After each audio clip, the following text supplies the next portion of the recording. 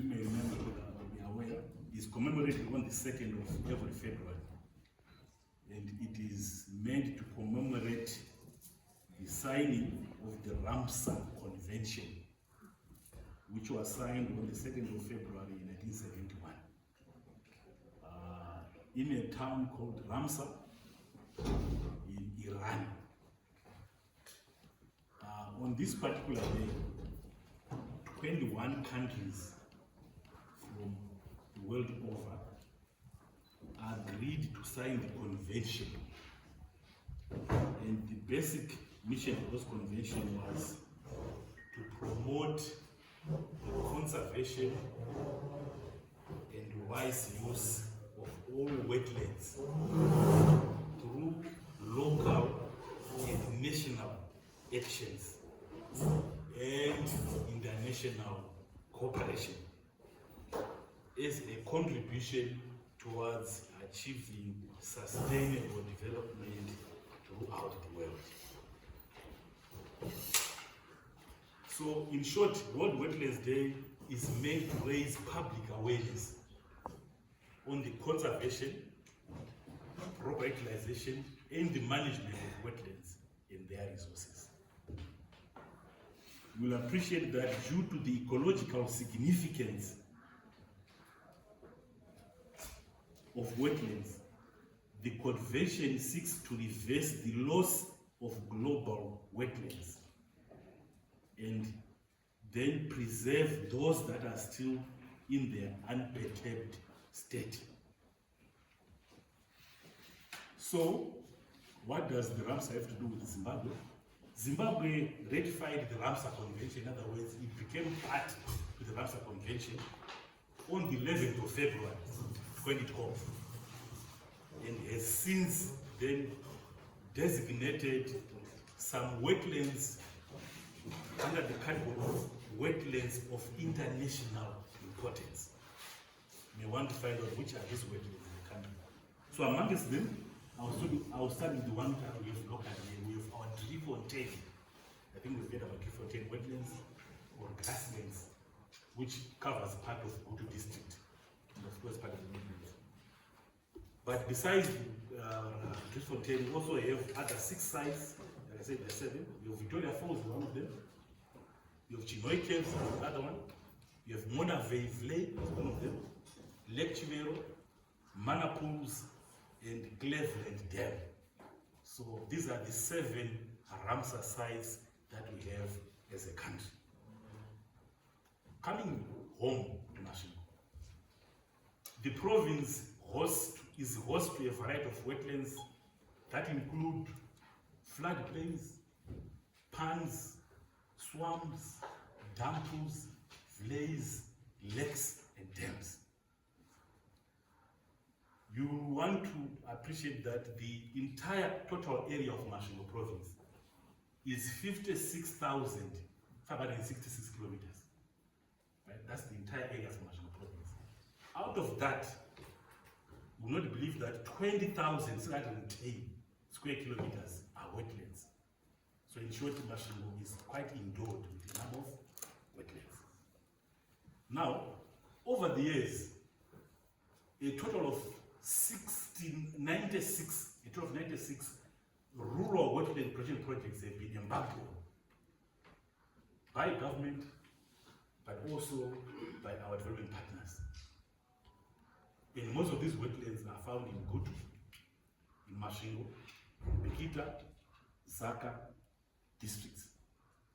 And of late, we are welcoming aboard another wetland in Menez from a community there and development partners who are in Menez. We'll get to know more about this. These projects are being implemented with funding from the government of Zimbabwe, as well as development partners like Christian Care, Agriculture Zimbabwe, Care International, as well as Score Against Poverty, just to mention a few. Among some of the most successful projects that have been implemented in the province are, I think, the famous Joe. Most of us have seen this one, as well as Marongere wetlands, which are found in Masvingo district. We also have Mukweture, Maturure, and Matungamire wetlands, which are found in this district, Bikita. The main thrust on all these wetland projects has been sustainable management. But not only sustainable management, but sustainable management coupled with sustainable utilization. In other words, as we protect the wetlands, we should also develop and implement sustainable utilization activities. Why? Because the communities look at these wetlands as their resource.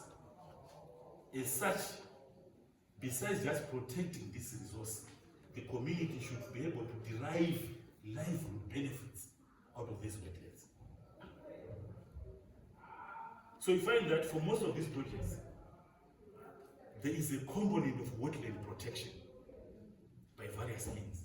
Could be by fencing, sometimes by law itself, by local level bylaws. And this allows for the wetlands to rejuvenate.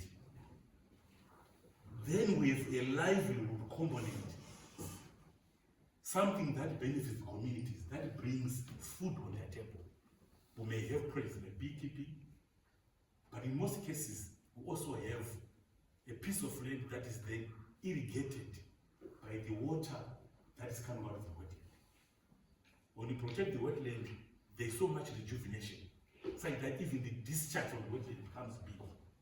So communities will want them to utilize that water from the wetland to sustain their livelihood through irrigation schemes, small gardens, fishing activities, and even watering their livestock. I've been talking basically about rural wetlands, but I know that you also have an interest to know about what is happening to urban wetlands. That's where most of our problems. Now for urban wetlands, the agency has embarked on exercise to demarcate all of them. So we've done an exercise entire country to say where are our wetlands. We've demarcated them, mapped them. Not only wetlands, but also other ecologically sensitive areas. And we have shared this information with local authorities so that they also participate in the protection of these areas. How? So that they don't plan for infrastructure development on the wetlands. As we speak right now, EMA is in the process of gazetting wetlands and all ecologically sensitive areas for Masvingo EMA. The gazette right now is with the Attorney General's office, where we've demarcated all the areas of wetlands and say that once gazetted, no one is allowed to tamper with it. So they're now protected by what? By law. EMA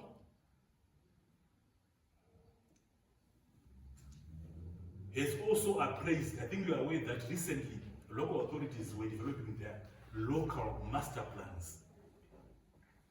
EMA was given a chance to appraise these master plans to see if the planning that is being done by local authorities does not encroach onto wetlands. And you know that there are departments responsible for planning, like the Department of Spatial Planning. What happens is that when they draw up their plans, it could be master plans, it could be what we call these layout plans, they also share these with EMA so that we are able to review them to see that they also don't interfere with wetlands and other ecologically sensitive areas. From the mining sector, everyone who is issued a mine permit by Ministry of Mines, they are supposed to submit what we call a siting of works plan. Again, these siting of works plans are shared with EMA so that we review them to see if no encroachment happens on wetlands. So in short, the government has got this very big program of making sure that our wetlands are protected. Now, in line with the thrust of becoming an upper middle income economy in 2030, that's our vision 2030, the government of Zimbabwe has committed to increasing the areas of wetlands sustainably managed.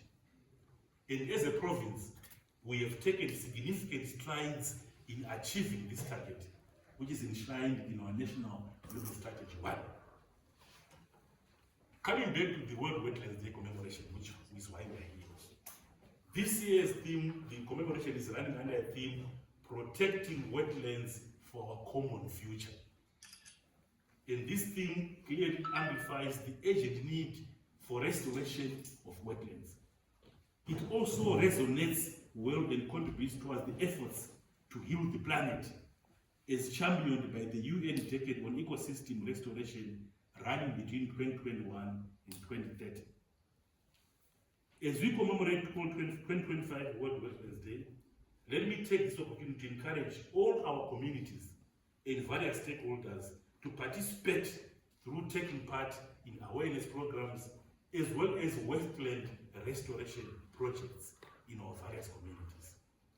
May I make a special appeal to members of the media fraternity who are here today to join the government in spreading the message on the need to restore and conserve